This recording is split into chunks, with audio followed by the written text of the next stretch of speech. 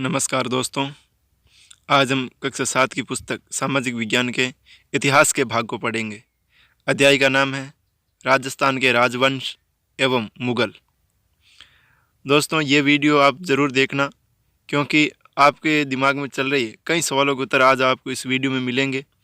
हल्दी घाटी में महाराणा प्रताप की विजय हुई या पराजय हुई, अगर विजय हुई तो इसके क्या प्रमाण हैं, ये सारी जानकारी आपको आज इस वीडियो में मिलने वाली है, इसलिए वीडियो आप ज़रूर देखना। चलो हम शुरू करते हैं।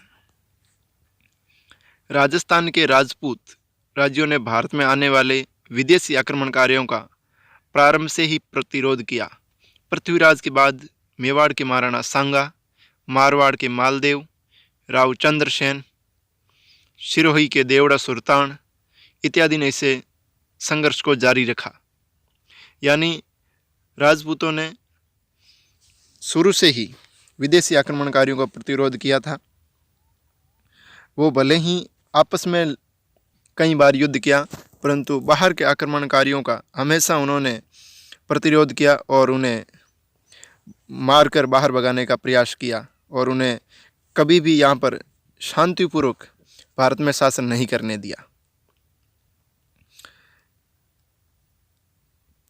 सन 1526 ईस्वी के पानीपत के प्रथम युद्ध में इब्राहिम लोदी को हराकर बाबर ने दिल्ली पर मुगल साम्राज्य की नींव रखी, किंतु बाबर की मृत्यु के बाद उसका बेटा हुमायूं बिहार से आए अफगान सेनापति शेरशाह सूरी से हार गया था।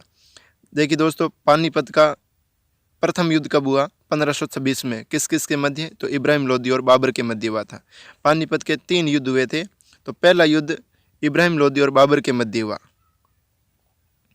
और इस युद्ध में बाबर जीत जाता है और मुगल वंश की या मुगल राजवंश की नींव डाल देता है। परंतु हुमायूं शेरशाह सूरी से हार जाता है और शेरशाह सूरी का वहाँ पर दिल्ली पर अधिकार हो जाता है। दिल्ली पर सूर के वंशज अधिक समय तक शासन नहीं संभाल सके। 15 वर्ष के भीतर उसके एक प्रधान हरियाणा में रेवाड़ी के हेमचंद्र, जो कि हेमू के नाम से प्रसिद्ध है, ने दिल्ली की गद्दी पर अधिकार कर लिया। हेमचंद्र विक्रमादित्य के नाम से दिल्ली की गद्दी पर बैठा। उसने अपने नाम से सिक्के जारी किए। तो सूरवंश है वो भी ज़्यादा दिनों तक नहीं टिक पाया था, और रेवाड़ी के हेमचंद्र, जो हेमू के नाम से प्रसिद्ध है, और उन्होंने दिल्ली पर अधिकार कर लिया और दिल्ली की गद्दी पर बैठ गया। उन्होंने विक्रमादित्य की उपाधि भी धारण की थी, और उन्होंने अपने नाम से सिक्के भी जारी किए थे। किसने? तो हेमचंद्र, जो हेमू के नाम से प्रसिद्ध हुआ। एक माह बाद नवंबर 1556 में मुगल सेना ने उसे परास्त कर दिया। कालांतर में दिल्ली पर लंबे समय तक मुगलों का शासन रहा। इन शासकों में मुख्यतः अकबर, जहांगीर, शाहजहां, औरंगजेब इत्यादि थे। मुगल शासकों का सर्वाधिक प्रतिरोध मेवाड़ के महाराणाओं ने किया, जिसमें वीर शिरोमणि महाराणा प्रताप प्रमुख थे। यानी मुगलों का सर्वाधिक अगर प्रतिरोध किया है तो वो किया मेवाड़ के महाराणाओं ने, और मेवाड़ के महाराणाओं में पूछे तो वो है वीर शिरोमणि महाराणा प्रताप। हम पढ़ते हैं महाराणा प्रताप के बारे में। वीर शिरोमणि महाराणा प्रताप महान।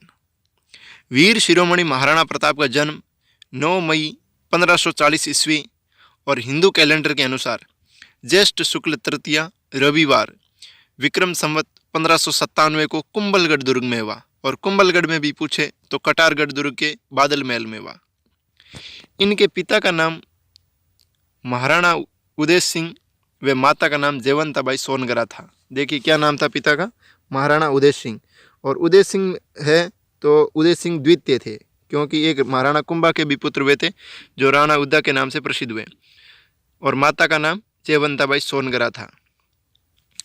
महाराणा उदय सिंह की 28 फरवरी 1572 ईस्वी में मृत्यु हो गई, और उसी दिन महाराणा प्रताप का 32 वर्ष की आयु में गोगुंदा में राज्यारोहण हुआ। तो उदय सिंह की मृत्यु कब हुई थी? 28 फरवरी 1572 ईस्वी में, और उसी दिन महाराणा प्रताप का राज्यारोहण हुआ। यह शासन महाराणा प्रताप के लिए कांटों का मुकुट था, किंतु स्वतंत्रता प्रेमी महाराणा प्रताप ने इसे सहर्ष स्वीकार किया। वे तनिक भी विचलित नहीं हुए। महाराणा प्रताप ने कुंभलगढ़ और गोगुंदा को केंद्र बनाकर समस्त मेवाड़ राज्य को स्वतंत्र कराने की दृढ़ प्रतिज्ञा की। परंतु महाराणा प्रताप को तो स्वतंत्रता प्यारी थी, इसलिए उन्होंने इसे भी सहर्ष स्वीकार किया और वह बिल्कुल भी विचलित नहीं हुए थे।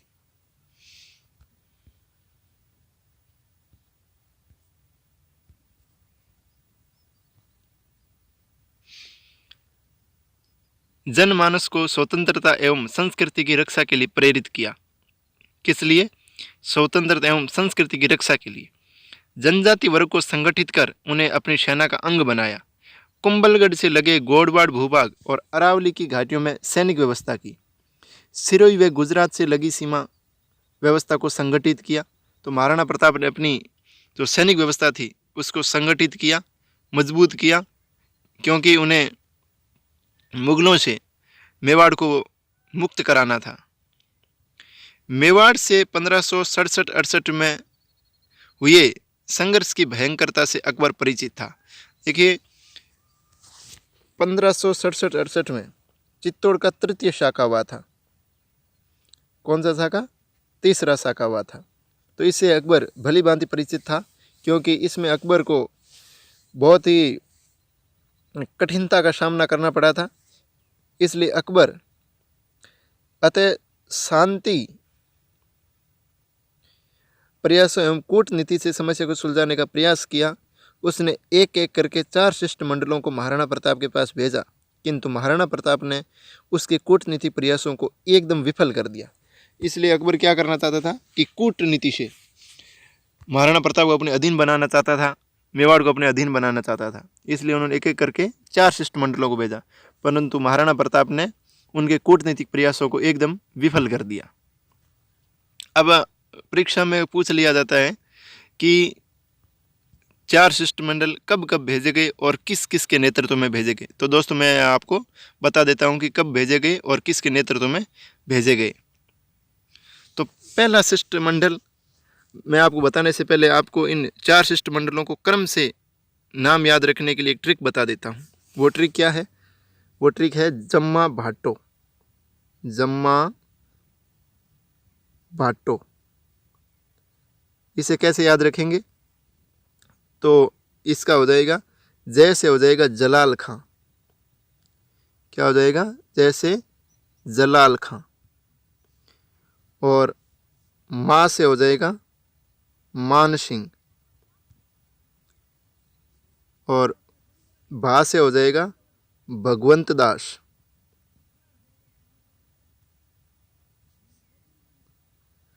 और टो से हो जाएगा टोडरमल।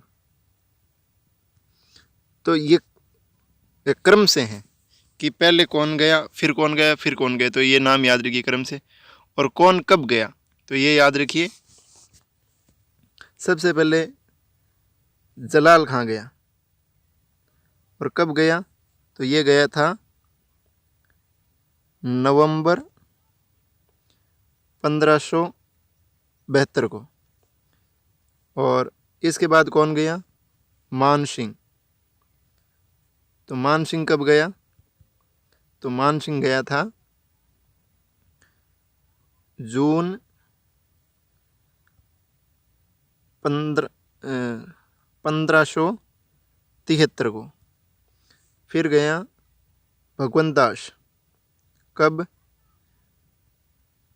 तो सितंबर, या फिर कुछ जगह आपको अक्टूबर भी मिलेगा। दोनों ही सही है। कुछ पुस्तकों में सितंबर है और कुछ में अक्टूबर है। तो सितंबर अक्टूबर 1573। इसके बाद गया टोडरमल। कब गया टोडरमल? तो दिसंबर 1573। यानी एक शिष्टमंडल 1572 में और 3 शिष्टमंडल 1573 में गए। तो ये याद रखिए दोस्तों। अब हम आगे बढ़ते हैं हल्दी घाटी का युद्ध। हल्दी घाटी का युद्ध। प्रताप को अब अनुभव हो गया था कि युद्ध अवश्यंभावी है। तब प्रताप ने युद्ध की तैयारी प्रारंभ कर दी। मेवाड़ के मुख्य पहाड़ी नाकों एवं सामरिक महत्व के स्थानों पर अपनी स्थिति मजबूत करनी शुरू कर दी। नाका का मतलब क्या बताया गया है? पहाड़ी क्षेत्र में प्रवेश के संकड़े मार्ग को नाका कहा गया है। मैदानी क्षेत्रों से लोगों को पहाड़ी इलाकों में भेज दिया तथा खेती करने पर पाबंदी लगा दी ताकि शत्रु सेना को रसद सामग्री नहीं मिल सके। प्रताप को सभी वर्गों का पूर्ण सहयोग मिला, अतः जनता युद्ध के लिए मानसिक रूप से तैयार थी। उधर अकबर ने अन्य सैन्य अभियानों से मुक्ति पाकर मेवाड़ की ओर ध्यान केंद्रित किया। तो महाराणा प्रताप युद्ध की संपूर्ण तैयारी में लग गए और इधर अकबर ने भी मेवाड़ की तरफ अपना ध्यान आकर्षित किया। उसने मान सिंह को प्रधान सेनानायक बनाकर प्रताप के विरुद्ध भेजा, जो लगभग 5000 सैनिकों के साथ आया था। तो अकबर ने किसको भेजा? तो मान सिंह को प्रधान सेनानायक बनाकर भेजा। 18 जून 1576 को प्रातः हल्दी घाटी के मैदान में युद्ध शुरू हुआ। महाराणा प्रताप ने युद्ध की शुरुआत की। उनके साथ किशनदास, भीम सिंह डोडिया, रामदास बेड़तिया, रामसा तंवर, झाला मान, झाला बिद्दा, मान सिंह सोनगर आदि थे। तो महाराणा प्रताप के साथ कौन कौन थे? तो कुछ प्रमुख योद्धाओं के नाम याद आपको रखना है। रावत किशनदास, भीम सिंह डोडिया, रामदास मेड़तिया, रामसा तंवर, झाला मान, झाला बिद्दा और मान सिंह सोनगर। प्रताप के चंदावल दस्ते में पुरोहित गोपीनाथ, जयमल मेहता, चारण जैसा आदि तथा मध्य के बाईं ओर भामास एवं अन्य सैनिक थे। चंदावल में ही घाटी के मोहनों पर राणा पुंजा के नेतृत्व में भील लोग तीर कमान के साथ मौजूद थे। तो ध्यान रखना है कि चंदावल दस्ते में कौन थे? तो पुरोहित गोपीनाथ, जयमल मेहता और चारण जैसा, और मध्य भाग के बाईं ओर भामास एवं अन्य सैनिक, और चंदावल में ही घाटी के मोहन पर राणा पुंजा थे। किसका नेतृत्व कर रहे थे? तो भीलों का। अरावल दस्ते में चुंडावतों के साथ अग्रिम पंक्ति में हकीम का सूर थे। तो हरावल दस्ता क्या होता है? तो सेना का अग्रिम दस्ते को हरावल दस्ता कहते हैं। और हरावल दस्ते में हमेशा ही चुंडावत युद्ध लड़ा करते थे। तो इस युद्ध में भी हरावल दस्ते में चुंडावत ही है और उनके साथ में और कौन थे? हकीम का सूर। मुगल सेना पर सर्वप्रथम आक्रमण इन्होंने किया। इन्होंने किसने? हरावल दस्ते ने, जिससे मुगल सेना पूर्ण रूप से अस्त व्यस्त हो गई। रही कसर प्रताप के आक्रमण में पूरी कर दी। तो हरावल दस्ते ने आक्रमण किया तो मुगल सेना सारी अस्त व्यस्त हो गई, और रही कसर किसने पूरी कर दी? तो प्रताप के आक्रमण ने। मुगल इतिहासकार बदायूनी स्वीकार करता है कि मेवाड़ी सेना के आक्रमण का वेग इतना तीव्र था कि मुगल सैनिकों ने बनास के दूसरे किनारे से 5-6 कोस तक 10-15 किलोमीटर भागकर अपनी जान बचाई। देखिए, बड़ी ध्यान देने वाली बात है। कौन स्वीकार करता है? तो मुगल इतिहासकार, यानी दुश्मन सेना का इतिहासकार ये स्वीकार करता है कि मेवाड़ी सेना का वास्तव में आक्रमण का वेग इतना तीव्र था कि मुगल सैनिकों को भागना पड़ा। और भागना ही नहीं, देखिए दोस्तों, कितने कोस? 5-6 कोस तक भागकर अपनी जान बचाई थी। तो ये थी मेवाड़ी सेना की वीरता और मुगल सेना की कायरता। अब प्रताप ने अपने चेतक घोड़े को छलांग लगवाकर हाथी पर सवार मान सिंह पर अपने भाले से वार किया, पर मान सिंह बच गया। तो महाराणा प्रताप ने अपने चेतक घोड़े से छलांग लगवाई और हाथी पर जो मान सिंह था तो वहाँ उस पर भाले से वार किया, परंतु मान सिंह क्या है? बच जाता है। उसका हाथी मान सिंह को लेकर भाग गया। इस घटना में चेतक का पिछला पैर हाथी की सूंड में लगी तलवार से जख्मी हो गया। प्रताप को शत्रु सेना ने घेर लिया। तो जब चेतक हाथी पर चढ़ता है तो हाथी की सूंड में तलवार बंधी थी, इससे चेतक का एक पैर है वो तलवार से जख्मी हो जाता है और मान सिंह वहाँ से युद्ध से बाहर चला जाता है और प्रताप को शत्रु सेना ने घेर लिया। लेकिन प्रताप ने संतुलन बनाए रखा तथा अपनी शक्ति का अभूतपूर्व प्रदर्शन करते हुए मुगल सेना में उपस्थित बलिष्ठ पठान बेलोल खां के वार का ऐसा प्रतिकार किया कि खान के जिरह बख्तर सहित उसके घोड़े के भी दो फाड़ हो गए। तो शत्रु सेना ने जब प्रताप को घेर लिया, परंतु प्रताप तो एक वीर योद्धा था, तो अपना संतुलन बनाए रखा और अपनी जो शक्ति थी उसका अभूतपूर्व प्रदर्शन किया। और उसी सेना में, मुगल सेना में, एक बलिष्ठ पठान था जिसका नाम था बेलोल खान।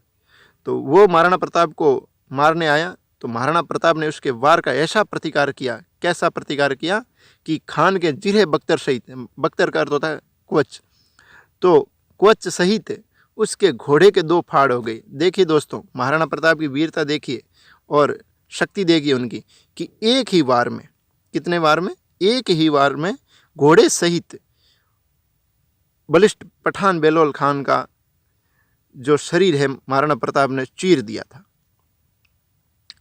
इस दृश्य को देखकर मुगल सेना में हड़कंप मच गया, यानी मुगल सेना में ऐसा हड़कंप मचा कि मुगल सेना कंपा गई, उसमें कंपी पैदा हो गई।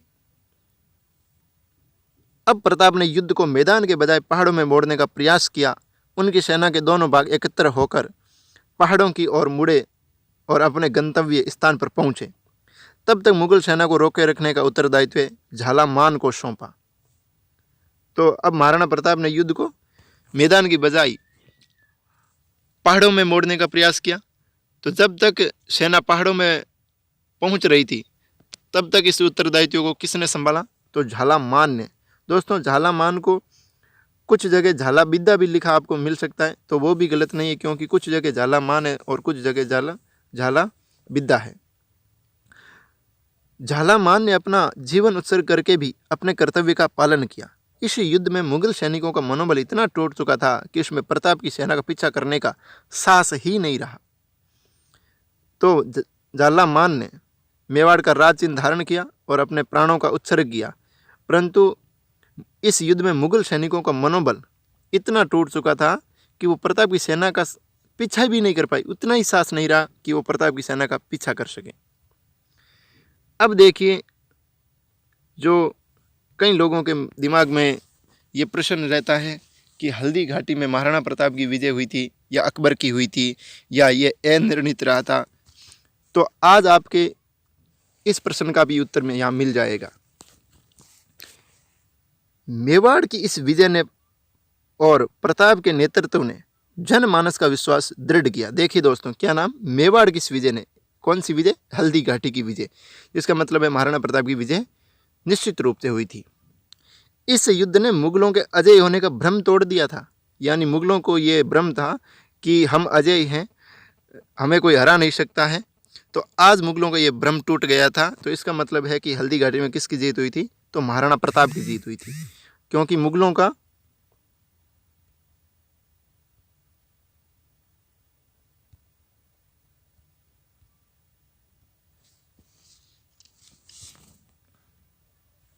भारत में पहली बार मुगल सेना को करारी हार का सामना करना पड़ा। देखिए दोस्तों, मुगलों को भारत में पहली बार कैसी हार का सामना करना पड़ा? केवल हार नहीं, करारी हार का सामना करना पड़ा मुगलों को। मुगल सेना को प्रताप का भय निरंतर सताता रहा, इसलिए हल्दी घाटी से गोगुंदा पहुंचने पर भी वे इस भय से उबर नहीं सके। यानी प्रताप का भय मुगलों को निरंतर सताता रहा कि प्रताप कभी भी आ सकता है और हमें मार सकता है। इसलिए जब हल्दी घाटी से गोगुंदा पहुंचे फिर भी वे भय से नहीं उबर सके। प्रताप के एकाएक आक्रमणों के भय से मुगल लश्कर ने गोगुंदा में अपने क्षेत्र के इर्द गिर्द ईंटों से इतनी बड़ी दीवार का निर्माण कराया कि प्रताप के घुड़सवार भी कूदकर अंदर नहीं आ सके। देखिए दोस्तों, मुगल लश्कर यानी मुगल सेना यानी इतनी महाराणा प्रताप से भयभीत हो चुकी थी कि उन्होंने अपने चारों ओर ईंटों से बड़ी बड़ी दीवारों का निर्माण करा लिया ताकि प्रताप के घुड़सवार अंदर नहीं आ सके। गोगुंदा में मुगल सेना की हालात बंदी जैसी हो गई थी। भीलू राणा पुंजा के नेतृत्व में प्रताप के सैनिकों ने गोकुंदा की इतनी दृढ़ नाकेबंदी कर दी कि बाहर से किसी भी प्रकार की खाद्य व अन्य सामग्री मुगल छावनियों में नहीं पहुंच सकी। इस कारण मुगल सैनिकों एवं जानवरों के भूखे मरने की नौबत आने लगी। तो देखिए, राणा पुंजा ने इतनी सुदृढ़ नाकेबंदी कर दी कि अन्य सामग्री और खाद्य सामग्री भी अंदर नहीं आ सकती थी, इसलिए अब वो एक तरह से बंदी बनकर रह गए। निराश होकर मुगल सेना गोगुंदा खाली कर अकबर के दरबार में लौट गई। हल्दी घाटी की पराजय से त्रस्त होकर अकबर ने मान सिंह व आसफ खां के मुगल दरबार में उपस्थित होने पर रोक लगा दी। देखिए दोस्तों, फिर नाम आया है, क्या नाम आया है? हल्दी घाटी की पराजय से त्रस्त होकर, यानी हल्दी घाटी में अकबर की पराजय निश्चित हुई थी, इसलिए मान सिंह व आसफ खां के मुगल दरबार में उपस्थित होने पर अकबर ने रोक लगा दी थी। अब देखिए दोस्तों, आप भी अंदाज़ा लगा सकते हैं कि अगर हल्दी घाटी में जीत होती तो मान सिंह व आसफ खां के मुगल दरबार में उपस्थित होने पर रोक नहीं लगाई जाती, क्योंकि इतना तो हम भी समझ सकते हैं कि अगर कोई अच्छा कार्य करके आएगा तो उसका हम ज़रूर चेहरा देखना चाहेंगे, उसे मिलना चाहेंगे, उन्हें बधाई देना चाहेंगे। परंतु अगर कोई पराजय लेकर के आएगा, यानी पराजित होकर के आएगा, तो उसको हम मुंह भी नहीं देखना चाहेंगे और उनका हम स्वागत भी नहीं करेंगे। तो ऐसा ही हुआ, मान सिंह और आसफ खां के मुगल दरबार में उपस्थित होने पर अकबर ने रोक लगा दी थी। तो इसका मतलब है कि हल्दी घाटी में निश्चित रूप से अकबर की पराजय हुई थी। हल्दी घाटी के युद्ध के बाद अगले 5 वर्ष तक प्रताप छापामार युद्ध प्रणाली से मुगलों को छक्काते रहे। अकबर ने 3 बार शाहबाज खां को प्रताप के विरुद्ध भेजा, किंतु उसे असफल होकर लौटना पड़ा। यानी फिर अकबर ने 3 बार किसको भेजा? तो शाहबाज खां को भेजा, परंतु फिर शाहबाज खां असफल होता है, यानी वो महाराणा प्रताप को नहीं पकड़ पाते हैं। तो देखिए दोस्तों, अगर महाराणा प्रताप की यहाँ जीत नहीं होती और अकबर की जीत हो जाती, तो फिर बार बार अकबर क्यों महाराणा प्रताप के विरुद्ध अभियान में अपने सेनापतियों को भेज रहा है, यानी शाहबाज खां को फिर क्यों भेज रहा है? जब महाराणा प्रताप हार ही गए तो फिर क्यों भेज रहा है? तो इसका मतलब है कि हल्दी घाटी की युद्ध किसने जीता था? तो महाराणा प्रताप ने जीता था। मुगलों को ऐसा अवस्था में पाकर प्रताप ने प्रतिरक्षात्मक की अपेक्षा आक्रामक नीति अपनाई। यानी अब प्रताप ने मुगलों को असहाय पाया, यानी मुगल इतने असहाय हो गए थे कि अब वो मेवाड़ के महाराणों का प्रतिरोध नहीं कर पा रहे थे। इसलिए प्रताप ने अब आक्रामक नीति अपनाई, यानी अब आक्रमण करने शुरू कर दिए जगह जगह, और अपने जो खोए हुए प्रांत थे उनको वापस अपने मेवाड़ में मिलाना शुरू कर दिया। उन्होंने इसका पहला प्रयोग दिवेर युद्ध में किया। महाराणा प्रताप ने पहला प्रयोग कहाँ किया? तो दिवेर में। अक्टूबर 1582 ईस्वी में प्रताप ने अपने सैनिकों के साथ मुगलों के प्रमुख थाने दिवेर कहाँ है? राजसमंद में, को घेर लिया। तो महाराणा प्रताप ने अक्टूबर 1582 में दिवेर के जो दिवेर थाना था उसको घेर लिया। मुगल सेना नायक सुल्तान खां को जैसे ही इस घेरे की खबर लगी, उसने आसपास के 17 थाने के थानेदारों को बुला लिया। तो वहाँ का सुल्तान खां था, जब उसको ऐसे पता चलता है कि महाराणा प्रताप ने आक्रमण कर दिया, तो उन्होंने आसपास के 17 थानेदारों को बुला लिया था। दिवेर के थाने के पास दोनों सेनाएं आमने सामने हुई। सुल्तान खां हाथी पर सवार था और महाराणा प्रताप के साथ युवराज अमर सिंह सहित अनेक सरदार व भील सैनिक थे। प्रताप ने सुल्तान खां के हाथी को मार डाला। देखिए महाराणा प्रताप ने क्या किया कि सुल्तान खां जिस हाथी पर बैठ कर आया था, तो महाराणा प्रताप ने उस हाथी को मार दिया और वह भाग गया। कौन? सुल्तान खां। और घोड़े पर सवार होकर पुनः युद्ध भूमि में आया। तो अब की बार वो घोड़े पर आता है। अमर सिंह तलवार लेकर सुल्तान खां की तरफ लपके और तलवार का वार किया। सुल्तान खां ने तलवार के वार से बचने की कोशिश की, तो अमर सिंह ने अपने भाले से बींध डाला। तो इस बार अमर सिंह ने सुल्तान खां पर वार किया तलवार का, परंतु उसने बचने की कोशिश की, तो अमर सिंह ने भाले से सुल्तान खां को बींध डाला। इसे मुगल सेना वहाँ ठहर नहीं सकी, तो मुगल सेना में फिर हड़कंप मच गया और मुगल सेना वहाँ से भाग गई। दिवेर युद्ध में भी प्रताप की निर्णायक जीत हुई। देखिए यहाँ पर दोस्तों 2 शब्द आए, दिवेर युद्ध में भी, यानी युद्ध भी का अर्थ क्या है? यानी हल्दी घाटी में और इसमें भी। तो दिवेर युद्ध में भी यानी हल्दी घाटी में भी जीत हुई और दिवेर में भी जीत हुई थी। अगर हल्दी घाटी में जीत नहीं होती तो ये शब्द नहीं आता, ऐसा ही लिखा जाता कि दिवेर युद्ध में महाराणा प्रताप की जीत हुई। तो यहाँ पर यह शब्द आया है, दिवेर युद्ध में भी प्रताप की निर्णायक जीत हुई। देखिए दोस्तों, एक ये भी शब्द बड़ा महत्वपूर्ण है, निर्णायक, यानी इसमें कोई कन्फ्यूज़न नहीं है कि जीत किसकी हुई थी, ये एकदम बिल्कुल निर्णायक जीत हुई थी महाराणा प्रताप की। इसके बाद प्रताप कुंभलगढ़ की तरफ बढ़े तथा कुंभलगढ़ सहित आसपास के सभी मुगल थानों पर अधिकार कर लिया। फिर महाराणा प्रताप कुंभलगढ़ की तरफ बढ़ते हैं और कुंभलगढ़ सहित आसपास के सभी मुगल थाने थे उन पर महाराणा प्रताप ने अधिकार कर लिया था। अगले 2 वर्षों तक अकबर ने मेवाड़ में सैनिक अभियान जारी रखे, किंतु उनमें असफलता के कारण सन 1584 ईस्वी के पश्चात तो अकबर का प्रताप के विरुद्ध सेना भेजने का साहस ही नहीं रहा। तो प्रताप ने हल्दी घाटी के बाद भी और दिवेर के युद्ध के बाद भी कई अभियान जारी रखे, परंतु एक भी अभियान में उसे सफलता नहीं मिली। इस कारण महाराणा प्रताप के विरुद्ध 1584 ईस्वी के पश्चात तो अकबर का प्रताप के विरुद्ध सेना भेजने का साहस ही नहीं रहा। अब वो बिल्कुल हार चुका था, थक चुका था कि अब महाराणा प्रताप को अधीन नहीं किया जा सकता है, अधीन नहीं बनाया जा सकता है। अब प्रताप ने चामुंड को अपनी नई राजधानी बनाई। महाराणा प्रताप ने दिवेर के युद्ध के बाद 1585 ईस्वी में, कब 1585 ईस्वी में चामुंड को नई राजधानी बनाई और आक्रामक नीति अपनाकर एक एक कर अपने पिता के काल में अकबर के हाथों गए स्थानों को पुनः विजित कर लिया। जब अपने पिता अर्थात उदय सिंह के समय जो भी स्थान है वो मुगलों के हाथों में चले गए थे, तो महाराणा प्रताप ने एक एक करके सबको विजित कर लिया था। 19 जनवरी 1597 ईस्वी को 57 वर्ष की अवस्था में चामुंड में स्वाधीनता की इस महान पुजारी ने अंतिम सांस ली।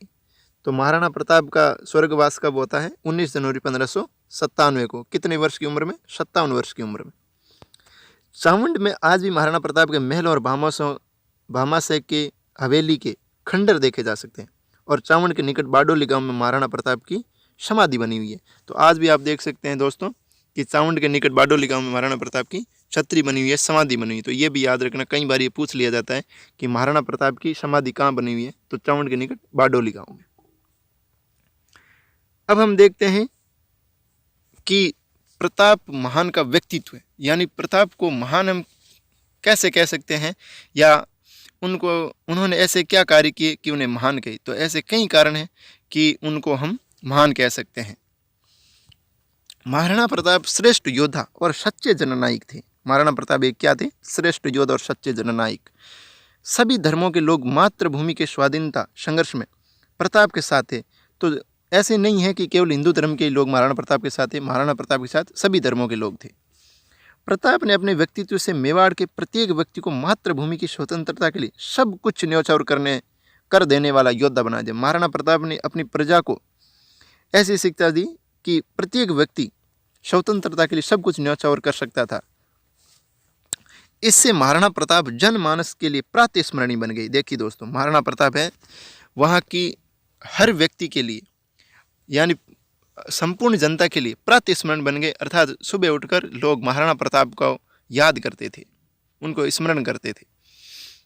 अपने देश की स्वतंत्रता और सार्वभौमिकता के लिए सतत संघर्ष और उनका विविध क्षेत्र में योगदान उन्हें महान सिद्ध करता है। देखिए दोस्तों, यानी अपने देश की स्वतंत्रता और सार्वभौमिकता के लिए सतत संघर्ष और उनका विविध क्षेत्र में योगदान महाराणा प्रताप को क्या सिद्ध करता है? महान सिद्ध करता है।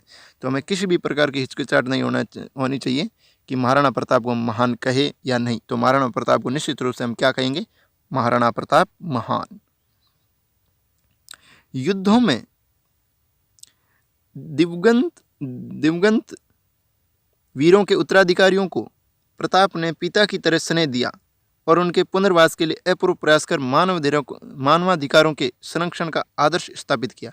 देखिए दोस्तों, महाराणा प्रताप अकबर की तरह नहीं था कि बस अपने सैनिकों को भाड़े का सैनिक समझता था। अकबर केवल अपने सैनिकों को एक भाड़े का सैनिक समझता था, जबकि महाराणा प्रताप थे तो उन्होंने युद्ध में जितने भी वीर शहीद हुए उनको उन्होंने पिता की तरह, उनके जो उत्तराधिकारी थे, उनके परिवार थे, उनको पिता की तरह स्नेह दिया था और उनके पुनर्वास के लिए उन्होंने अपूर्व प्रयास भी किए। तो ये महाराणा प्रताप ने मानवाधिकारों के संरक्षण का आदर्श भी स्थापित किया था। तो ये अधिकार महाराणा प्रताप ने लोगों को दिया और अपना एक आदर्श भी स्थापित किया। नारी सुरक्षा और संरक्षण के लिए प्रताप ने कई प्रयास किए। प्रताप ने नारी सुरक्षा और संरक्षण के लिए कई प्रयास किए कि नारियों को किस प्रकार अच्छी सुरक्षा मिल सके, उन्हें सम्मान मिल सके। उनके प्रयासों की बदौलत मेवाड़ को भविष्य में जौहर जैसी त्रासदी नहीं झेलनी पड़ी। यानी चित्तौड़ में कितनी बार जौहर हो चुके थे, तो 3 बार, परंतु महाराणा प्रताप के बाद, यानी महाराणा प्रताप के राजा बनने के बाद मेवाड़ को फिर जौहर जैसी त्रासदी नहीं झेलनी पड़ी। प्रताप ने कैद की गई मुगल स्त्रियों को सुरक्षित लौटाकर नारी सम्मान का पाठ पढ़ाया। तो अमर सिंह ने अब्दुल रहीम खान खाना की बेगमों को जब कैद कर लिया था, तो महाराणा प्रताप को जब पता चला तो महाराणा प्रताप ने उन्हें सहज सम्मान वापस लौटाने का आदेश दिया। तो यह भी महाराणा प्रताप ने हमें एक नारी सम्मान का पाठ पढ़ाया। अकाल दर अकाल जूझने वाली प्रजा और शासकों के लिए जल बचत और कम खर्च में जलाशय बनाने की तकनीक दी। देखिए, महाराणा प्रताप ने अकाल पड़ रहे थे, तो उससे अकाल से जूझने वाली प्रजा और शासकों के लिए जल बचत कम खर्च के जलाशय बनाने की तकनीक भी दी कि कम खर्च में हम और कैसे जलाशय बना सकते हैं। यही नहीं पर्यावरण सुरक्षा को प्रत्येक शासक और नागरिक के कर्तव्य के रूप में परिभाषित किया कि पर्यावरण सुरक्षा है वो प्रत्येक शासक और नागरिक का कर्तव्य है। महाराणा प्रताप ने ये परिभाषित कर दिया। प्रताप का ये योगदान उनकी वैश्विक दृष्टि का परिचायक है। इसी ध्येय से प्रताप ने विश्व वल्लभ, याद रखिए दोस्तों, विश्व वल्लभ जो संसार को प्रिय हो नाम से वृक्ष आयुर्विज्ञान ग्रंथ की रचना करवाई थी। संस्कारी जीवन ही सबको अपेक्षित होता है, प्रताप ने इस उद्देश्य से व्यवहार आदर्श जैसा ग्रंथ लिखवाया। यानी प्रताप खुद संस्कारी थे और प्रताप ये सोचते थे कि सभी लोग ये चाहते हैं कि हमारी आने वाली पीढ़ियाँ संस्कारी हो, हम खुद संस्कारी हो। तो इसलिए महाराणा प्रताप ने एक ग्रंथ लिखवाया था, क्या नाम? व्यवहार आदर्श। विद्वानों और दूरदर्शी लोगों को संरक्षण दिया। महाराणा प्रताप ने अपने दरबार में जो विद्वान थे, दूरदर्शी थे, उनको संरक्षण दिया। इनमें संस्कृत विद्वान पंडित चक्रपाणि मिश्र प्रमुख थे। तो इनमें संस्कृत विद्वान कौन? पंडित चक्रपाणि मिश्र हैं, वो प्रमुख थे। प्रताप के संरक्षण में लिखी गई राज्याभिषेक पद्धति भारतीय शासकों ने आदर्श बनी। तो महाराणा प्रताप के संरक्षण में राज्याभिषेक पद्धति लिखी गई थी, जो भारतीय शासकों के लिए आदर्श बनी। मेवाड़ और गुजरात के शासकों सहित मराठा शासक भी अपना अभिषेक इसी पद्धति से करवाते थे। कौन?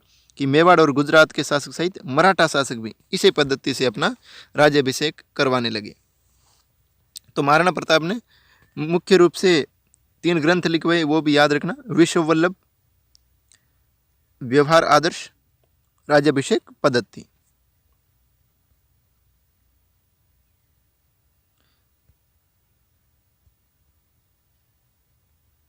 महाराणा प्रताप ने संगीत, मूर्तिकला और चित्रकला को संरक्षण दिया। अपने दरबार में निसारुद्दीन जैसे चित्रकार से 6 राग और 36 रागनियों के ध्यान चित्र बनवाकर चावंड चित्रशैली को जन्म दिया। तो महाराणा प्रताप ने संगीत और मूर्तिकला और चित्रकला को भी संरक्षण दिया और अपने दरबार में कौन? निसारुद्दीन जैसे चित्रकार को संरक्षण दिया और उनसे 6 राग और 36 रागनियों के ध्यान चित्र बनवाए और चावंड चित्रशैली को जन्म दिया। तो एक नई चित्रशैली को जन्म दिया। किसको? चावंड चित्रशैली को। रागमाला श्रृंखला के ये चित्र अन्य कई क्षेत्रों के चित्रकारों के लिए अनुकरणीय बने। ये कला भारतीय चित्रकला की निधि है। ये कला भारतीय चित्रकला की क्या है? निधि है।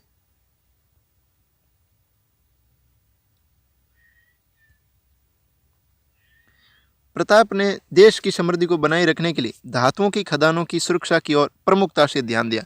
यानी प्रताप देश की समृद्धि भी चाहते थे। सभी धर्मों का आदर प्रताप के व्यक्तित्व की निराली विशेषता थी। दोस्तों याद रखना, बड़ी महत्वपूर्ण लाइन है कि सभी धर्मों का आदर प्रताप के व्यक्तित्व की निराली विशेषता थी। यानी महाराणा प्रताप किसी भी धर्म का विरोध नहीं करते थे, बल्कि सभी धर्मों को आदर देते थे। और यह महाराणा प्रताप की एक क्या थी? निराली विशेषता थी। जनजाति के मुखियाओं ने प्रताप के नेतृत्व में अपूर्व विश्वास किया। उदयपुर के निकट हरिहर जैसे मंदिर उनके काल में शैव और वैष्णव धर्म की एकता को दर्शाता है। इस प्रकार राष्ट्र प्रेम, सर्वधर्म सद्भाव, सहिष्णुता, करुणा, स्वाधीनता के लिए युद्ध, नीतिगत आदर्शों की पालना, मानवाधिकारों की सुरक्षा, नारी सम्मान, पर्यावरण और जल संरक्षण एवं सर्वसामान्य को आदर जैसे मूल्य तथा साहित्य व संस्कृति के प्रति सम्मान उनकी महानता के उज्जवल परिचायक है। महाराणा प्रताप की समाधि जन जन को इस विराट चरित्र नायक के कीर्तिमय जीवन और आदर्शों की प्रेरणा देती रहेगी। तो महाराणा प्रताप की समाधि अभी आया था, कहाँ पर बनी हुई है? तो बारडोली में बनी हुई है, चामुंड के निकट। महाराणा प्रताप के बारे में क्या कहा गया है कि पग पग भमिया पहाड़ धरा छोड़ राख्यो धर्म, महाराणा मेवाड़ हृदय बसिया हिंदरे।